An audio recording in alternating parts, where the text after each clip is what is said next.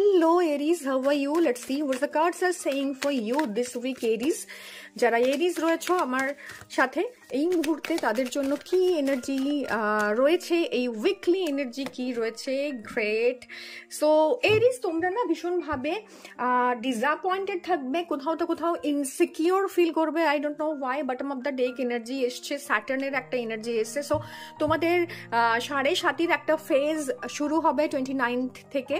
So প্রথম যে চরণটা শুরু হচ্ছে সেটা তো থাকছেই, ভীষণভাবে স্টাক ফিল করা, ভীষণভাবে একটা মনে হবে যে আমি লস্ট, বাট সেরকমও সিচুয়েশনস কিন্তু এনার্জি কিন্তু হেভি নয়, বাট তুমি সেই হেভি এনার্জিটা, সেই কনফিউশনটা নিজের মধ্যে ক্রিয়েট করে রাখবে। প্রচুর নেগেটিভ থটস মাথার মধ্যে আসতে শুরু করবে এবং লং টার্ম মানে একটা ইনডিসাইসিভনেসে ভুগছো। অনেক দিন ধরে কোথাও ইনভেস্টমেন্ট করেছো যেটা কাজ করছে না, তোমার না ভীষণভাবে কম্পিটিটিভ মাইন্ড, তুমি নিজেকে অন্যের সাথে হয়তো অনেক সময় তুলনা করে ফেলো না চাইতেও।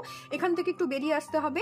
প্রচণ্ডভাবে উল্টোপাল্টা চিন্তা মাথার মধ্যে ঢুকে আছে যে, আর ভীষণ হার্ড ওয়ার্ক হচ্ছে, প্রচুর এফোর্ট দিচ্ছ। এতদিন যে রেজাল্টটা ইজিলি কুইকলি পেয়ে যেতে না, সেই রেজাল্টটা সামহাও আসছে না। তো সেখান থেকে তুমি ভীষণভাবে কম্পিটিটিভ ফিল করছো নিজের সাথে, অন্যের সাথে, এবং এটা তোমাকে একটা ইনসিকিউরিটি দিচ্ছে। So be very cautious about your true genuine feeling.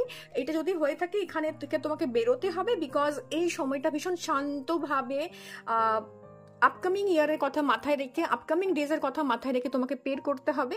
So ভীষণভাবে ঠান্ডা মাথায় সময়টাকে হ্যান্ডেল করতে হবে। 7 এবং 8-এর একটা সিকোয়েন্স রয়েছে। সো কেতু এবং শনি সেই জায়গা থেকে এসে তোমাকে ভীষণভাবে ট্রাবল দেবে, একটু ডিলেস, ডিফিকাল্টিস, ডিনায়ালের মধ্য দিয়ে যাবে।